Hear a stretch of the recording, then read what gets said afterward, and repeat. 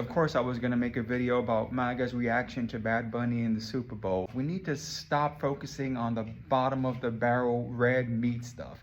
This is not about whether or not he's an American citizen. I think by now, most of us know that he is. The narrative still runs because it benefits them, but we know that he is. We also know that Nicki Minaj is not.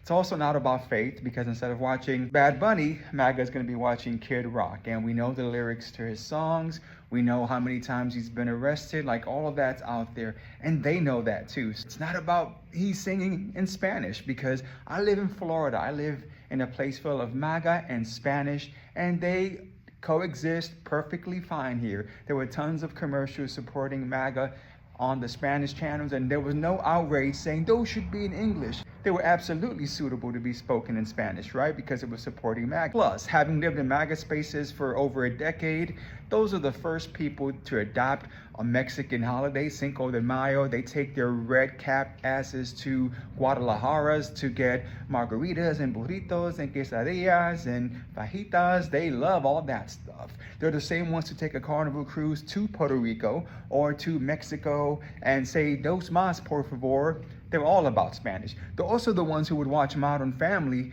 and, you know, hold their nose over the gay parts just so they could see Sofia Vergara, right, with her broken English, and wish that they were Jay. So yeah, that's not what this is about.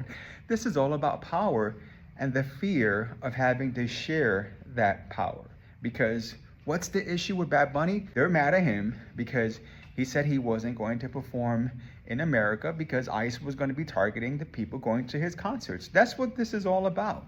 And there's power in him saying that. And there's even more power in the fact that he got more popular afterwards, because his concerts sold out all over the world. People were talking about how amazing it was. He hosted SNL. He's #1 on global Spotify. He's #1 in China. A Spanish-speaking person, #1 in China. Like, he's breaking all of these records. He's getting all of these accolades, and it ends with him performing at the Super Bowl. And after last year with Kendrick Lamar, not only did we have black rapper last year, now we have a Spanish rapper this year. Like, this is too much. That's what this is about, really. We know now that ICE, they don't care. As long as you're brown, they're gonna hunt you down. And I would have done the same thing if I was Bad Bunny. I would have protected my fans in that way. When all is said and done, the only way the human race is going to exist is if we share power. That's the only way we're ever going to experience peace. I always say I'm too old for this shit. And I'm going to say this country is too old for this. Let's grow up and let's move on.